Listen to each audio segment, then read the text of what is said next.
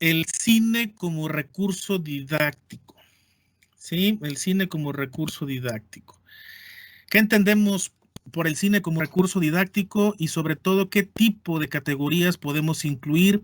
¿Para qué nos sirve en el proceso? ¿Para qué nos sirve en el proceso de una clase? ¿Cómo podemos integrar material cinematográfico para robustecer una clase, incluso una planeación de una materia? ¿Por qué es tan importante llevarla a cabo como tal? ¿Qué es qué representa en este caso el hecho de tomarla como tal y a no solamente apropiársela, sino también al mismo tiempo tener ciertos elementos interpretativos para de alguna manera entender en mejores formas la realidad social? Comienzo con esta cita, la voy a ir explicando y la voy a relacionar, por supuesto, con todo el material que tengo preparado para ustedes. El cine en contexto. Esta cita inicial dice como tal, que es de Peñalver: la relación entre historia y cine fue un tanto complicada, pero en los últimos años ambas disciplinas han evolucionado y los recientes planes de estudios académicos en la innovación docente tienen mucho que ver en esto. Lo que debemos hacer es aceptar que no se puede pedir una película ambientada en el pasado en la que todo sea rigurosidad, mientras que los libros de historia no se pueden considerar ligeros, pues ambos tienen fines diferentes. El cine debe de entretener y satisfacer los gustos y expectativas de la crítica y del público, mientras que la historia pretende interpretar el pasado mediante una aplicación metodológica transparente y avalada por su rigor. Esto puede ocurrir con cualquier texto que pertenezca al área de las ciencias sociales. Es decir, no solamente puede ser de historia, puede ser de sociología, puede ser de antropología, de economía, incluso, ¿por qué no también psicología, etcétera? Estos libros tienen obviamente un rigor metodológico que los hace únicos y hasta cierto punto también exclusivos, dependiendo del estilo del autor, dependiendo también del conocimiento que está proveyendo. Pero por otro lado, el cine también representa, en este caso, el cine representa eh, una especie de tecnología, no solamente recurso didáctico, sino que también es una tecnología didáctica que ayuda a, como les comenté en un principio, robustecer el conocimiento como tal. No le podemos pedir una película que sea completa y enteramente real o apegada a los hechos reales, porque el cine también depende mucho de otros elementos que proporciona el director para que también se vea como entretenimiento, ¿sí? Hay entretenimiento, también el director les envía un mensaje a través de la misma película y en ese sentido, empezar a hacer estas críticas de que si se apega el texto, que si no se apega el texto, que si se apega la historia, etcétera, etcétera, eso ya es punto y aparte. Por ejemplo, podemos hacerle ciertas críticas a a la película de Troya, ¿no? Podemos hacerle crítica también incluso a películas como Inmortales, hablando en el sentido, en el sector más comercial de la producción cinematográfica, porque hay pequeños lapsus, hay pequeños momentos en los que definitivamente pareciera que no se está pegando a la realidad. Pero eso no es cuestión del cine. El cine es un mensaje que te está dejando. Entonces, cuestionar si es verdad o no es punto y aparte. Pero lo que sí podemos cuestionar es el mensaje que nos deja y que nos deja pensando en ese momento como tal.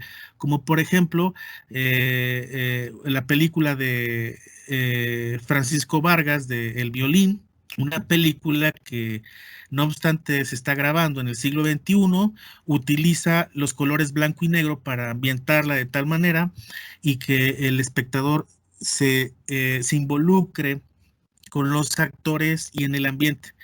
Pero esta película, independientemente del escenario donde está grabado, independientemente de los elementos que nos proporciona, de alguna manera nos hace pensar en cómo vive la gente en las zonas rurales. Nos hace pensar también en el maltrato que puedan sufrir las comunidades indígenas por parte del ejército mexicano cuando los envían a estos últimos a una misión, a una misión en cualquier parte de este país, ¿sí? Entonces va por esos dos sentidos. Aquí no hay que ver lo que es mejor o qué es peor. Son dos cosas complementarias que sirven y funcionan justamente para poder ambientar en mejores proporciones un sentido social propiamente. Siguiendo con nuestra siguiente, perdón, válgase la redundancia, continuando con la siguiente diapositiva,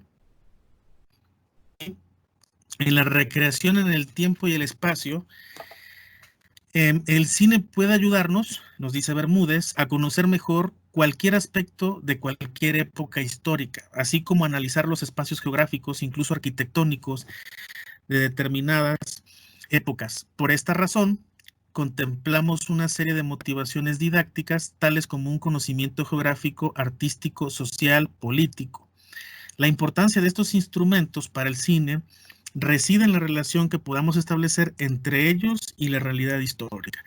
Es decir, por ejemplo, podemos ver una película como Arráncame la vida, una película mexicana como Arráncame la vida, en donde el simple hecho de verla ya nos está transportando a esa época revolucionaria y postrevolucionaria en Puebla, en la Ciudad de México, y va recreando cada uno de los espacios de tal manera que tú ya te dimensionas o te imaginas cómo era el mundo en ese entonces. Basada en una novela histórica, obviamente, sin quitarle el rigor histórico de la novela como tal, podemos ver que de alguna manera los actores, el ambiente, etcétera, etcétera, tratan de adaptarse o los trataron de adaptar a los diferentes escenarios que de alguna manera nos proveen de esos elementos interpretativos. Entonces, comenzamos a entender en qué tiempo está, a lo largo del tiempo, mientras la principal protagonista comienza a crecer, comienza a evolucionar su manera de pensar, estamos nosotros entendiendo que el tiempo va avanzando. Pero también en el espacio podemos ver cómo la gente convive, qué tipo de paisaje tiene, cómo la gente de alguna manera se va comunicando, cómo también se da a entender en determinado momento, etcétera. Entonces el cine no nada más sirve como una especie de recreación espacial, sino también una especie de recreación temporal. Si uno ve la película de Metrópolis, o Metrópolis, como le denominan algunos, la de 1927 de Fritz Lang, si la traes al presente, a lo mejor te parezca muy lenta porque está grabada, está editada en aquel tiempo, es decir, la década de los 20. Pero el hecho de que la traigas a colación, el hecho de que la traigas a un presente para hablar de una situación que actualmente estamos viviendo, como una cuestión del automatismo, es decir, todo lo que la industria, la tecnología ha causado, digo, en el aspecto negativo, si ustedes quieren verlo así, tal cual lo trata de mostrar la película, porque también hay aspectos positivos. Uno no tienes necesidad, no tienes necesidad de este, no tienes necesidad de estarte imaginando las cosas cuando de viva vista la puedes estar escenificando como tal. Y asimismo con cada una de estas películas que tratan sobre la fantasía, sobre la ciencia ficción, etcétera. También, por ejemplo, si ves la película de Dunas, donde sale Sting, o ves la película de Blade Runner, ¿no? Te imaginas un mundo futurista. Y a pesar de que fueron grabadas, no son grabaciones recientes, a lo mejor hay efectos especiales que te resulten un poquito obsoletos y la película te parezca lenta, pero el mensaje que te deja al interior es algo digno de rescatarse y poder, por supuesto, hacer una respectiva crítica. Continuando, vean ustedes, hablando propiamente de una realidad social, tenemos dos imágenes representativas. Por un lado, es decir, por el lado izquierdo, ustedes pueden observar esta escena de la película La Ciudad de Dios, que fue grabada la escena de Ciudad de Dios que fue grabada en Brasil, ¿sí? Ella, en esta película, nosotros podemos observar, por ejemplo, cómo viven las favelas. Cabe mencionar que también está basada en una novela histórica y el director, Fernando Meirelles, eh, lleva a cabo un largometraje muy interesante sobre no solo cómo viven en las favelas, sino también cómo la gente convive, por qué el narcotráfico que se convierte al mismo tiempo en una, no solo en una generación de fuentes de empleo, sino también en el establecimiento de ciertos, en la proporción y el establecimiento de ciertos códigos de seguridad, cómo se interrelacionan estos mafiosos también con la policía al mismo tiempo, qué tipo de simbolismos nos deja. Entonces uno empieza a recrear, literalmente, uno empieza a recrear los espacios, los escenarios, y a pesar de que te deja un mal sabor de boca, te das cuenta de que no todo en absoluto, no todo en las grandes orbes perdón, en las zonas urbanas del planeta, no importa que sea América Latina, no importa que sea Estados Unidos, no importa que sea también el continente europeo, hay suburbios, ¿sí? Hay suburbios en las ciudades en donde no todo tiene que ver con la bonanza. Es decir, la desigualdad está presente y esta es una representación gráfica, ¿sí? Y por supuesto social, lo que representa vivir en las favelas. Y tal como te lo dice al principio de la película, no todo tiene que ver con las postales de las grandes ciudades brasileñas, porque en el fondo también hay espacios sociales en donde está presente, en donde late por fuerza propia la clandestinidad, en donde las relaciones se vuelven complicadas, en donde la violencia siempre está presente en cada uno de estos escenarios y la gente de alguna u otra manera tiene que salir adelante. Esta producción fue del 2002 y ganó varios premios a nivel internacional, como no tienen ustedes idea. Algo interesante en esta película es justamente que el director Fernando hizo uso o echó mano en este caso de actores, muchos dicen que improvisados, no fueron improvisados, era gente que no tiene el perfil de actor, sino que vive justamente en las favelas y que de alguna manera al representar estos personajes la gente quedó sorprendida porque sin tener una carrera de actor lo hicieron perfectamente. Entonces, eso lo hizo todavía mucho más interesante. Y aparte de todo, es de que para elaborar la película, aparte de esta recreación literaria que hace, se tuvo que documentar. Tan es así que al final de la película, cuando salen los créditos, sacan a la luz quiénes son en realidad, en la vida real, quiénes eran estos principales, vamos a llamarles delincuentes, mafiosos como tal. Por el lado derecho tenemos una producción que salió antes de 52 años antes que la primera de la izquierda. Me estoy refiriendo a Los Olvidados de Luis Buñuel. Cuando salió a la luz, cuando proyectaron la película de Luis Buñuel, cabe mencionar que fue prácticamente un golpe al conservadurismo mexicano, dentro del cine, por supuesto, en donde hubo una crítica muy significativa, haciendo que era una película que mostraba los malos modales, que no era posible que incluso sacaran escenas eróticas cuando el público apenas se estaba acostumbrando a un cine enteramente mexicano y lo que más se tenía que rescatar eran los valores.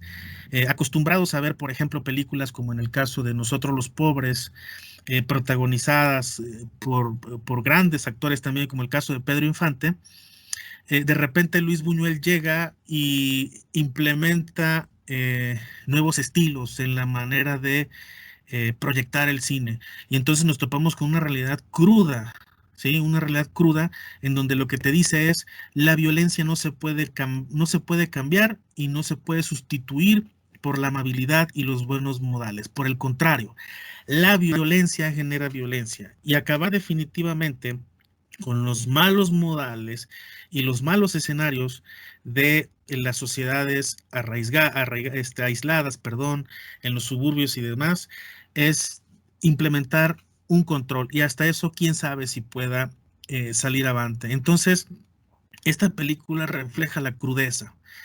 Obviamente Luis Buñuel,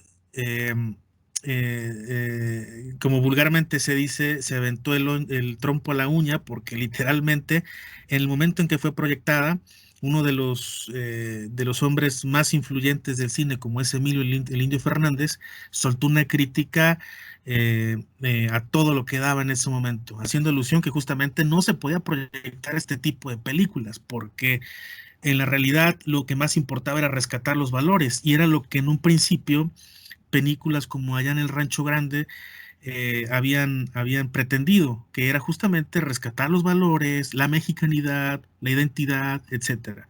Luis Buñuel, no solamente con esta cinta, sino también con otra película muy interesante, que es la protagonizada por Silvia Pinal, que es una de sus actrices fetiche, proyecta justamente la del Ángel Exterminador, que si ustedes se acuerdan y si habrán visto Big Brother, pues ahí están los antecedentes de Big Brother, ¿no? En El Ángel Exterminador, una historia de gente pudiente que entra a una casa muy bonita, muy moderna para la época, etcétera, etcétera, y que definitivamente cuando se dan cuenta en la interacción social, etcétera, ya no son capaces de poderse salir del espacio. Les causa terror, les causa hasta horror.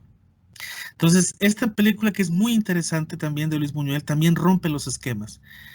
Luis Buñuel vino aquí literalmente a México, cuando obviamente su destino primario era Estados Unidos, pero bueno, llegando aquí a México, pues se dedicó a producir, haciendo cine de otro tipo, implementándole técnicas surrealistas, realistas también al mismo tiempo, y por supuesto esto levantó las críticas a un grupo, eh, al gremio cinematográfico, que estaba acostumbrado, por supuesto, a otro tipo de cine, específicamente un cine que buscaba no solo retratar una mexicanidad, sino al mismo tiempo teatralizarla, ¿no? La tragicomedia, el drama se volvieron, digamos que las líneas, los gestos más importantes. Luis Buñuel rompe los esquemas definitivamente. Entonces, hacer una lectura de estas películas suena interesante, porque tú al alumno le puedes decir, te voy a proyectar Los Olvidados de Luis Buñuel, y el alumno te va a decir, no, pero es que no es posible, es blanco, es blanco y negro, el prejuicio de que va a ser una película lenta, de que no te va a servir para nada, etcétera, etcétera. Pues no, si tú lo contextualizas, si no le pones la película, si le pones la película abruptamente, le dices, bueno, pues la vas a ver, obviamente que no le va a hacer caso, porque el prejuicio le gana. Pero si tú comienzas con un contexto que le llame la atención, en donde dices, a ver, maestro, tú estás acostumbrado a ver en redes sociales, etcétera, etcétera, violencia. No, no, no. Ve esta película.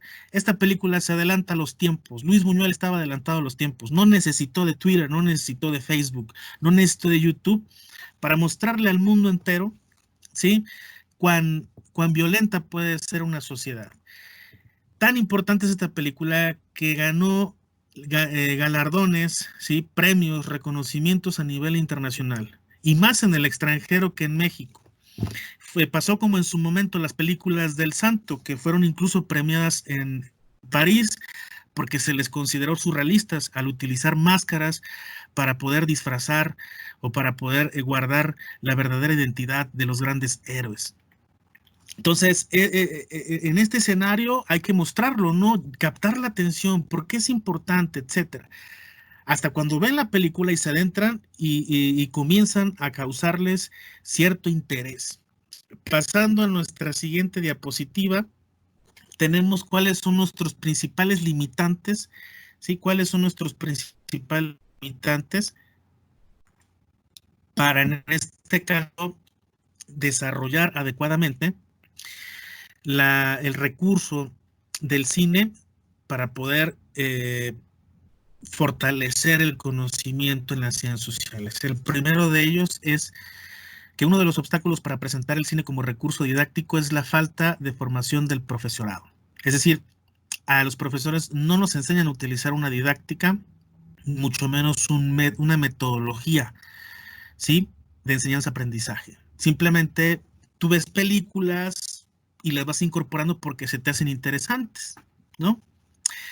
Si quieres dibujar quieres que los adolescentes se dimensionen o se imaginen cómo es la Ciudad de México y ninguno de ellos ha ido a la Ciudad de México, entonces dices, pues les voy a poner Amores Perros, ¿no? Porque es una película que de alguna manera retrata varios escenarios de la Ciudad de México. Esta película que fue muy destacada en su momento y que incluso el propio Carlos Monsiváis la llevó a un pedestal cinematográfico. Pero no es realmente el sentido. Una cosa es ver películas y otra cosa es leer películas. Uno puede ver muchísimas películas. Yo puedo pasarme todo un fin de semana viendo 3, 4 películas por fin de semana, por cada fin de semana en Netflix. Pero eso no me hace un buen lector de la película, de las películas o del cine. No, no nada más hay que ver, hay que analizar, hay que contextualizar, hay que investigar, etcétera, etcétera. Cada película tiene un trasfondo. Por ejemplo, si yo te hablo de uno de los grandes directores de cine, del cine mexicano, como fue el caso de Juan Antonio de la Riva, y te hablo de películas como Vidas Errantes, el caso de Vidas Errantes, Pueblo de Madera, o la última o más reciente película que es Ladronas de Almas, si tú no estás acostumbrado a ver este tipo de cine, o simplemente lo ves porque dices, me parece muy interesante, y lo ves ya, pues te queda en eso, en una simple forma de entretenimiento. Pero si analizas el contexto, es una cosa diferente. Si analizas el contexto o el trasfondo de una película como Vidas Errantes, en donde dos individuos van proyectando cine en las zonas rurales de Durango, te darás cuenta también del tipo de emociones, el contexto o cómo se sentía la gente en ese momento cuando les proyectaban una película en una zona rural apartada. Imagínense un lugar de 2,000 habitantes que nunca en su vida han visto películas en 1969, 1972 y de repente les llega alguien y se las proyecta. ¿Qué tipo, qué tipo de inquietudes les despierta? ¿Sí? Es decir, estás llevando literalmente tecnología, ¿sí? Tecnología visual a un lugar donde nunca en su vida nunca en su vida lo han desarrollado, lo han visto. Otro de los obstáculos es la falta de conocimiento sobre el lenguaje cinematográfico por parte del alumnado. Vuelvo a insistir, una cosa es ver muchas películas, otra cosa es saberlas leer. En la actualidad, ver películas ya no ya forma parte de un pasatiempo consuetudinario, es decir, un pasatiempo de todos los días. Ya todo mundo sabe que puede irse a comprar una película pirata de Transformers, de Avatar, ¿sí? Y lo más novedoso, que apenas ayer salió en el cine, en 3 días ya lo tienes en versión digital y ya la puedes reproducir sin ningún problema. Entonces tú vas acumulando visualmente todas esas películas, pero otra cosa es que tú las analices a profundidad. Tú preguntas, oye, ¿qué te pareció la película de Avatar de James Cameron? Pues me pareció muy padre porque pues los efectos y sí, pero ¿cuál es el mensaje que te deja? En el fondo, ¿tú crees que ese mensaje que te deja puede ser real en un contexto fantástico y de ficción? ¿Qué crees, qué tipo de efectos especiales que crees que haya utilizado? ¿Por qué James Cameron es uno de los grandes directores galardonados en Hollywood? ¿Qué tiene? ¿Qué le aporta a la ciencia ficción? ¿Qué le aporta a los efectos especiales? En realidad, ¿cuál fue el verdadero mensaje que trató de... Entonces te empiezan con palabras entrecortadas a tratar de argumentar algo que a lo mejor no vieron. Entonces una cosa es ver y otra cosa es observar. Yo puedo ver una serie televisiva como el caso de Vikingos, que está en Netflix, ¿no? Yo puedo ver una serie como la de Vikingos, pero solamente eso, la veo. Es decir, la veo porque tiene efectos especiales muy padres, porque de alguna manera te recrea los grandes personajes de la cultura vikinga, la cultura nórdica entre los siglos X y el siglo XI. Pero ya cuando te empiezas a meter de fondo y empiezas a hacer la lectura, analizas cada uno de los puntos, empiezas a hacer comparativa con la historia, etcétera, etcétera, entonces ya te estás lenguaje propiamente cinematográfico, incluso el por qué utilizaron ese tipo de actores. ¿Realmente los vikingos eran así? Cosas por el estilo. Vuelvo a insistir, una cosa es ver muchas películas, otra cosa es leer el cine como tal. El cine tiene lectura y por tal motivo nos provee de un lenguaje cinematográfico. Los motivos que justifican el escaso uso en las aulas de este recurso son la falta de espacios apropiados y del tiempo idóneo para trabajar el cine en el aula. Por múltiples razones. Primera, para los que han trabajado en diferentes zonas como profesores, ya sea rural o urbana, incluso urbana, cuando no tienen los espacios para poder proyectar las películas, para poder analizarlas, va a ser difícil. Pero por otro lado, y este es el otro, digamos que lo antecede, es que es justamente que el cine todavía no llega a formar parte realmente de una didáctica como tal, ante la falta de muchos recursos ya prácticos, ¿no? Eso también es otra situación, porque también en los programas y en las planeaciones los profesores estamos divididos casi siempre por tiempos en un espacio determinado. Y entonces uno tiene que cumplir la planeación. Casi siempre se utilizan textos, se utilizan actividades lúdicas, etcétera. Pero el cine, más que propiamente verlo como una cuestión eh, integradora de la didáctica, la vemos como un relleno, ¿no? ¿Qué hace falta aquí? Ah, pues pon una película, ¿no? Con esta película podemos entender parte de esta cultura, etcétera. ¿Sí? Eh, y el último es que uno de los grandes frenos de las innovaciones educativas es la rigidez del currículum como tal. Es como la vez que estuvimos platicando acerca de que casi siempre los currículos están enfocados o van enfocados justamente a través de los perfiles, ¿no? Si yo quiero dar una clase de antropología, necesito esto. Si yo quiero dar una clase de economía, va por esto. Pero ¿qué pasa con las habilidades didácticas? Dentro de las habilidades didácticas también está el uso de ciertas tecnologías. El cine, como la fotografía, no es nada más un recurso, es una tecnología. Entonces, como tal, cuenta con un marco teórico y también con un marco metodológico que ayuda a rodear, como dije desde un principio, el conocimiento de las ciencias sociales como tal. Pasándonos a nuestra siguiente diapositiva, vean ustedes, les muestro cuatro películas. Les muestro cuatro películas muy interesantes de cine mexicano como tal. Bueno, algunas de ellas grabadas en Estados Unidos, o una de ellas grabadas en Estados Unidos.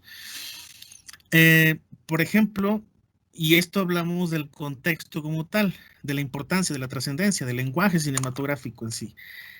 Ustedes de izquierda a derecha observamos lo siguiente. En la primera que les aparece es la película de Cronos. Digamos que esta va a ser dentro de um, de su, de su concepción y de su estilo, su ópera prima, ¿sí? Su ópera prima, estrenada en 1993. Esta película es muy interesante, digo, aparte de los actores que utilizan, por primera vez vemos que está trabajando con Guillermo del Toro, que es el director, con Ron Perlman, Claudio Brook, que es un actorazo, es un actor de primera línea. Vemos en Cronos algo diferente a lo que se había producido en México en inicio de los 90. Recuerden que al inicio de los 90 en México su cine va en decadencia porque después de tratar de desacostumbrarse a todo este cine de ficheras que fue muy bien subvencionado por el gobierno de José López Portillo en adelante, pues México trata de alguna manera de volverse a involucrar en un cine que le deje ciertos réditos, al menos culturales y cognitivos. Pero en este caso, Cronos rompe todos los esquemas. Es una película que comienza a develar una nueva etapa del cine, así como tal, porque desde esta película ya se le veía los grandes dotes cinematográficos al buen Guillermo del Toro, que después los expresa muy bien con El Laberinto. Y en un principio, en Cronos, trata de mostrar estos paisajes en donde mezcla la historia con la fantasía, con la ficción, ¿sí? Y de repente nos muestra un escenario de ficción, pero pensando en una posible realidad a muy corto plazo. Esto cuando sale a la luz esta película, hay un dato muy curioso porque a Guillermo del Toro en ese momento, sus detractores, que son aquellos que no pudieron rebasar las fronteras nacionales, eso hay que decirlo, luego les voy a explicar quiénes fueron, le hacen tal crítica que incluso con sus propias influencias en el medio del cine nacional le prohíben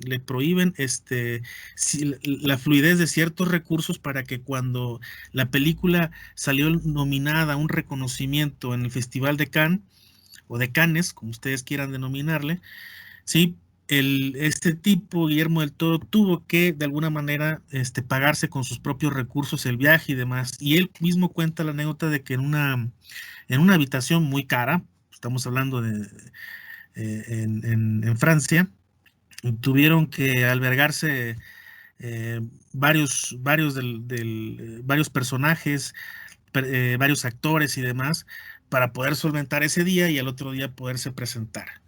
Esta obra magnífica, si ustedes que están acostumbrados a todas estas películas de Guillermo del Toro, en donde justamente la fantasía, la mezcla del cómic, etcétera, etcétera. Ver Cronos, desde ese momento uno ya está viendo perfilado su línea como tal. Y no solamente eso, sino que forma parte de un acervo cultural que hoy en día ya forma parte de una práctica cinematográfica mundial. Y pensar que Guillermo del Toro empezó en un programa muy un programa de terror, no sé si alguno de ustedes lo recuerda, que fue el caso de Hora Marcada. Hora Marcada era un programa de terror que iba sacando pequeños espacios en televisión abierta nacional, sí, eh, eh, algunos episodios de terror, ¿no? En el metro de la Ciudad de México, en un panteón, y lo hicieron con un presupuesto, lo hicieron con un muy bajo presupuesto, y sin embargo lograron sacar algunas historias muy interesantes. La siguiente película que ustedes ven es Los Albañiles. Los Albañiles es una producción de Jorge Fons, es de 1976. Ojo, no estamos hablando de las películas de Alfonso Sayas. No estamos hablando de las películas de Alfonso Sayas ni de las ficheras. Es de Los Albañiles de Jorge Fons, basada en la novela de Vicente Leñero, que así se llama como tal. Y esta película tuvo la delicadeza en su momento, ¿sí? De mostrar el rostro de esta gente que muchas veces es olvidada, que son los albañiles, cómo viven los albañiles, cómo conviven, con qué problemas tienen que convivir para solventar su vida, ¿sí? Y de alguna manera muestra el rostro también de los oprimidos. La película, cuando salió a la luz, fue altamente consumida, ¿sí? No obstante, aquí digo, no obstante, eh, la censura de los gobiernos priistas de ese momento.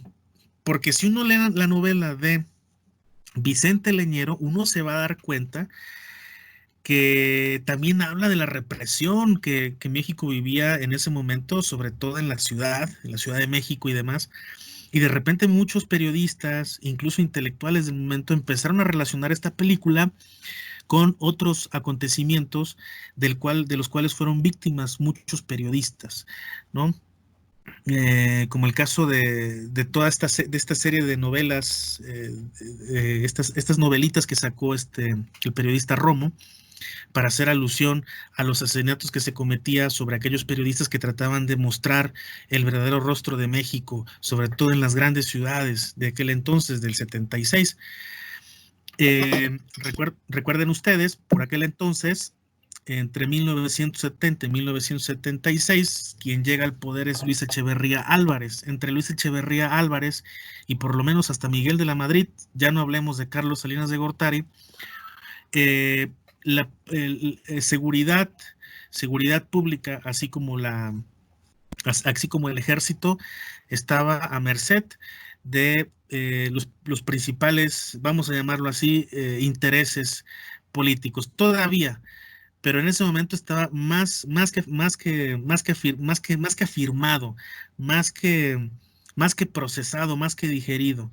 Entonces en los albañiles sacan ahí algunas situaciones muy interesantes, como el hecho de cómo eran procesados los las personas cuando eran acusadas de un posible delito, ¿no? Los sistemas de tortura, etcétera. Entonces, eh, esto causó un estruendo, así, un estruendo social tal como en su momento también películas como la de La Pando. La película de La Pando es una película cruel. Si uno ve la película de Luis Buñuel también, como la de Luis Buñuel, esta no se queda atrás. Es una película que muestra el lado oscuro de las cárceles, ¿no? En este caso, la cárcel de Lecumberri, que actualmente en México ya forma parte de las instalaciones del Archivo General de la Nación, el cual se puede visitar sin ningún problema. La película que sigue, por cierto, antes de que continúe, había dicho de Cronos de Guillermo del Toro, mencioné El Laberinto. La película es El Laberinto del Fauno. Nomás le dije laberinto, porque se puede confundir con la otra producción norteamericana, que fue protagonizada por David Bowie. No, hablo del Laberinto del Fauno. Dicho esto, continúo con la de Roma. Roma es una película muy interesante porque Roma, mucha gente la interpretó de tal manera que incluso soltó unas críticas terribles, incluso racistas, por decirlo de alguna manera, sobre Yalitza Aparicio, que la verdad no tuvo culpa alguna de que Alfonso Cuarón la haya involucrado en este proyecto cinematográfico. Alfonso Cuarón es un genio, hay que llamarlo como así, es un genio de la cinematografía. No lo digo yo, lo dicen los grandes directores de cine de Hollywood, los grandes directores del cine francés y alemán, porque él ha involucrado otro elemento muy interesante y es justamente jugar con el sonido. La vida tiene sonido y cuando digo sonido no quiere decir que veamos una película como Transformer en donde prácticamente el tiempo es acaparado por el estruendo, ¿no? Igual como las películas de Rápido y Furioso, ¿no? Que todo es movimiento, todo es estruendo, son esquemas estridentes en donde te bombardean de tal manera la vista y los sentidos, de tal manera que acapara toda tu atención. No, Roma, jugar con el sonido implica, no necesariamente necesito una música de fondo para hacerte sentir cómo se puede vivir algo en carne propia en el momento apropiado. El otro ingrediente muy interesante y que lo hace todavía más grande el galardón, digámoslo así, es justamente hablar sobre una empleada doméstica. Este proyecto de Alfonso Cuarón, antes de que empezara a ser galardonado justamente por Hollywood, él ya traía toda esta idea de poderlo involucrar como tal, porque justamente su intención en esta producción del 2018, su intención era retratar la Ciudad de México, pero sin necesidad de música de fondo, ¿no? Por ejemplo, cuando muestra al profesor Sobek, ¿no? Que es protagonizado por Latin Lover, uno dice, pues es que la imagen es muy lenta, es que no es que sea muy lenta. Si alguno de ustedes recuerdan los programas, digo, ya son muy de antaño, pero en los programas del profesor Sobek, justamente eso que le llamaba mentalismo formaba parte del silencio. Y el silencio, decía el profesor Sobek, el silencio forma parte también del sonido. Porque si tú te concentras, si tú elevas tu espíritu y esto, etcétera, etcétera, tú puedes llegar a cierto grado de concentración que puedes hacer lo que hace en la película, que es eh, elevar las manos por encima de la cabeza y integrarlos con el dedo índice y medio y poner una posición tal que parece que es muy fácil llevarla a cabo, pero no lo es. No lo es. Tan es así que muchos intentan hacerlo a tal grado que no les sale, ¿sí? Otro elemento importante es el color de la fotografía como tal. Poner al espectador tal cual en la Ciudad de México en esta etapa de la década de los 70, pero también, pero también hablar de algo muy interesante sobre las familias, ¿sí? Eh, Cuando el padre definitivamente, aunque es un padre presencial, es un padre ausente, es un padre que no está, le importa más su vida, le importa, ¿sí? Más que propiamente la de sus hijos. Entonces sus hijos nacen y crecen literalmente huérfanos, a merced de una educación maternal que trate de alguna manera ser lo más proteccionista posible. Y esto no hace falta, literalmente, no hace falta tener tanto diálogo para que lo puedas entender cuando la madre encara al padre y este no hace otra cosa más que irse y de repente va entrando el clásico sonido del vendedor de plátanos y rompe completamente el silencio, ¿sí? Las miradas y todo, para decir, no hace falta que te grite y te diga palabras altisonantes para ser completamente cruel contigo, o para despertarte ciertos traumas, o para golpearte psicológicamente. Los niños quedan literalmente a expensas de la orfandad. Por último, una película que también a la primera lectura no suele ser muy, no suele ser muy dúctil, si ustedes quieran llamarla. Esta película de Birdman, ¿sí? Birdman, que fue filmada en el 2014 justamente por Alejandro Iñárritu. Alejandro Iñárritu también dirige la película de Amores Perros. Y por mucho de que se vanaglorie la imagen de este gran actor, Michael Keaton, hay otro actor que actúa o representa incluso hasta 4 o 5 personajes y que suele ser el clásico protagonista de gran parte de esta controversia teatral, que es el caso de Edward Norton.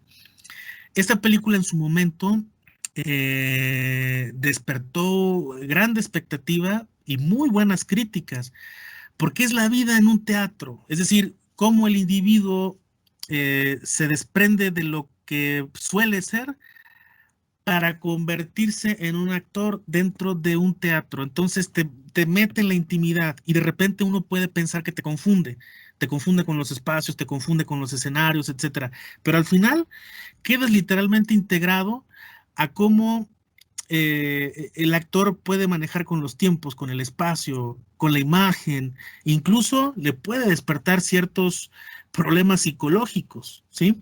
Esto ha pasado con muchos actores cuando se han tratado de meter en el personaje han tenido que consumir ciertos barbitúricos, psicotrópicos y demás que le han causado incluso la muerte, porque cuando personifican a individuos tan problemáticos, tan tan densos, di lo que el primero que les despierta es una problemática psicológica, a tal grado que bajo la anestesia de las drogas, pues tratan de alguna manera de sobrellevar al personaje, al grado de que terminan incluso siendo el propio personaje. Cuando se filmó, por ejemplo, la trilogía del Señor de los Anillos, que gran parte fue filmada en Nueva Zelanda, muchos de estos individuos, muchos de estos actores, tuvieron prácticamente que irse a una casa de campo y olvidarse de todo lo que representaba el cine, todo lo que representaba la película, etcétera, etcétera, porque se metieron, se involucraron tanto en sus personajes,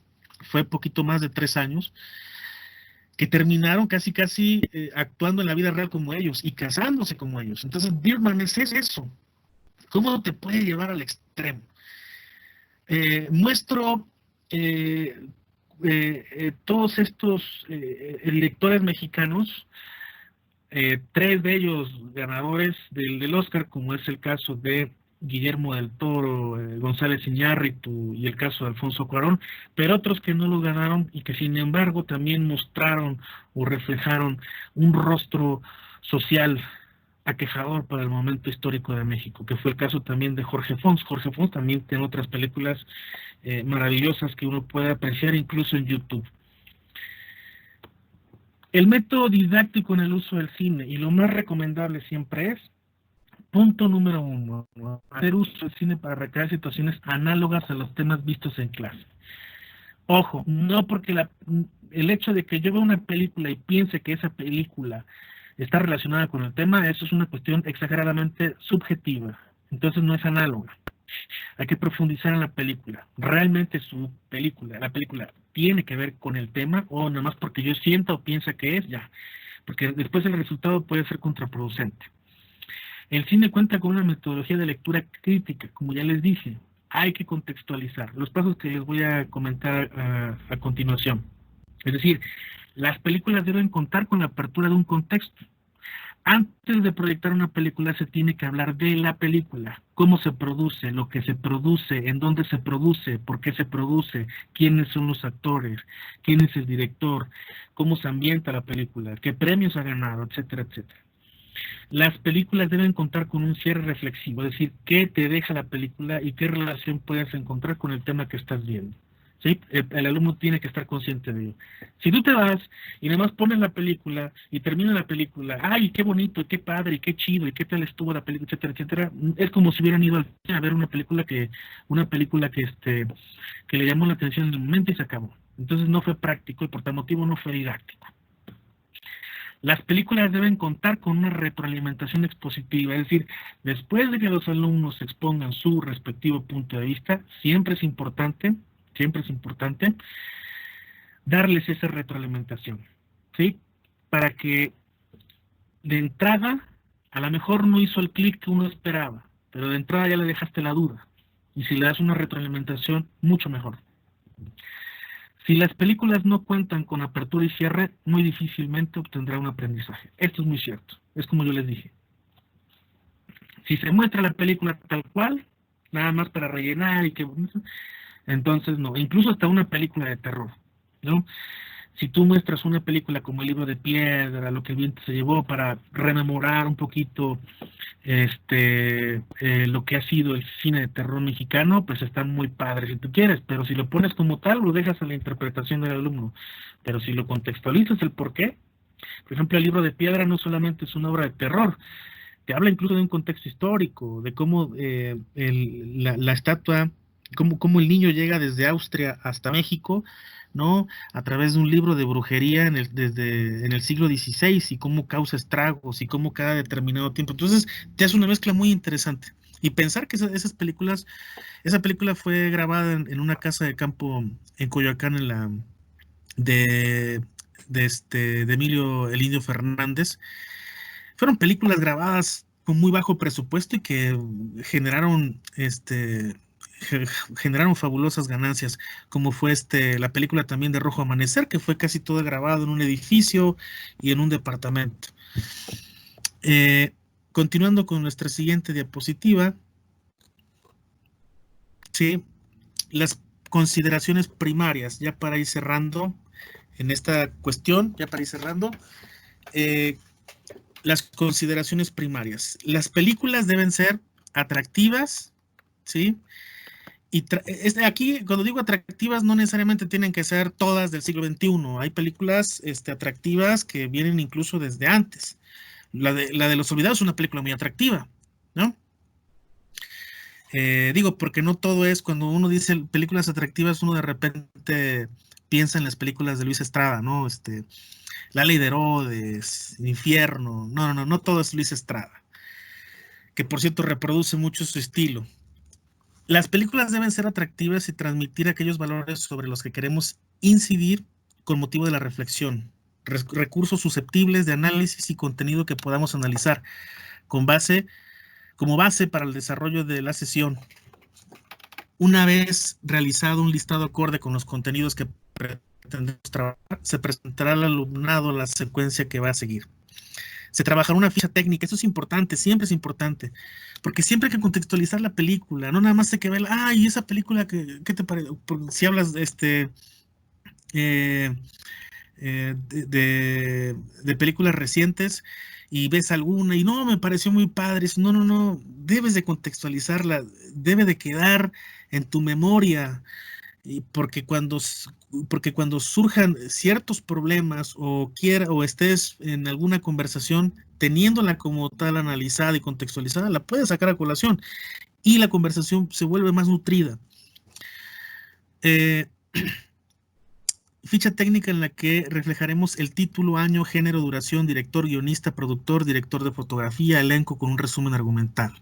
Dedicaremos los primeros minutos de la sesión a comentar el texto, el contexto histórico que evoca la película, el contexto de realización para ser capaces de detectar errores. En esta siempre es importante detectar errores, como por ejemplo en la película de Troya, cuando en la primera escena cuando sale Aquiles a pelear con el otro soldado, que es un hombre enorme, de un poquito más de 2 metros, antes de que le clave la espalda en uno de sus costados, se ve un avión volando en la parte de arriba. Eso es un error que a veces el director, cuando uno hace una película, cuando se elabora una película, el mismo Guillermo del Toro lo decía, es como si hicieras un pastel, grabas las escenas, tienes el sonido, ¿sí? Y después vas prácticamente pegando imagen, sonido y escena, ¿no?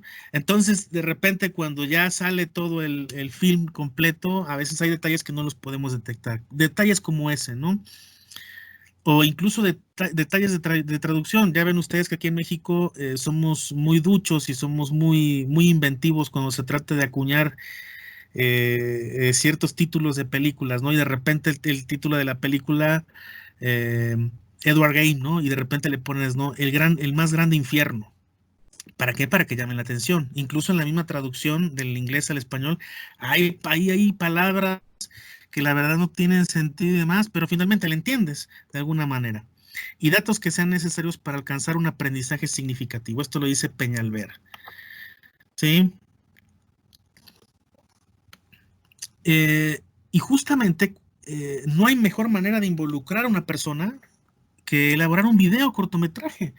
Si ya está muy de moda esto de que yo quiero ser youtuber y que yo me encanta el cine, bueno, pues hay que involucrarlos. Entonces, de alguna manera, la mejor manera de aprender es haciendo. Aprender haciendo. Bueno, pues entonces elabora tu video, elabora tu cortometraje. Elige un tema, justifica el mensaje a transmitir, elabora tu guión, elija tus personajes, graba el video y hazte una edición si es que es necesaria. Ahorita, por ejemplo, se ha vuelto muy famoso en TikTok, sin tanta edición y sin tanto filtro, que tú puedes subir un video y ahí ya se han vuelto, hemos visto un montón de protagonistas y hemos visto ya un montón de personas que están haciendo famosas con este TikTok. Igual en YouTube. Hay unos videos que no están bien editados, pero estás grabando las cosas en el momento adecuado y en el tiempo adecuado y las subes y ya se está rebasando incluso los 10,000 suscriptores, que es el principal, el primer filtro de YouTube para que te entregue tu primera placa, ¿no? Y ya tienes las 100,000 vistas, ¿no? Para empezar a monetizar. Entonces, es una buena manera de poderlos involucrar en ese sentido. Y voy cerrando con los efectos del tiempo. Sin importar el tiempo que ha sido filmado, uno puede remitirse a las imágenes y al propio cine para justamente comenzar, a debatirlo todo el tiempo posible, porque la vida también, al igual que la historia, puede ser cíclica. Al lado izquierdo usted tiene una imagen que dice más que 1000 palabras, es el hombre solitario, el que está pensando y demás. Es una imagen de una película de los hermanos Coen, que en inglés es de Who Wasn't There, que es el hombre que nunca estuvo, ¿no? Que a pesar de haber sido filmada en el siglo XXI, pues la hicieron en blanco y negro como tal. Y sin sin meterle tanta música de fondo, logra cautivarnos, ¿no? Porque es la triste historia de un hombre que es un hombre sano, que es un hombre honesto y demás, pero un día le toca la mala suerte de que su esposa lo engaña y mata al hombre, al entrometido, al intruso. Y de ahí empieza a correr toda su historia, pero de una manera muy interesante. Y por otro lado tenemos esta ópera prima de Francisco Vargas que se llama El violín. El señor que actúa en esta película, maravilloso, impresionante, pero que no es actor y sin embargo es un papel increíble. Y con solo verlas uno se imagina cómo se vive en la opresión en las comunidades indígenas del sureste de México.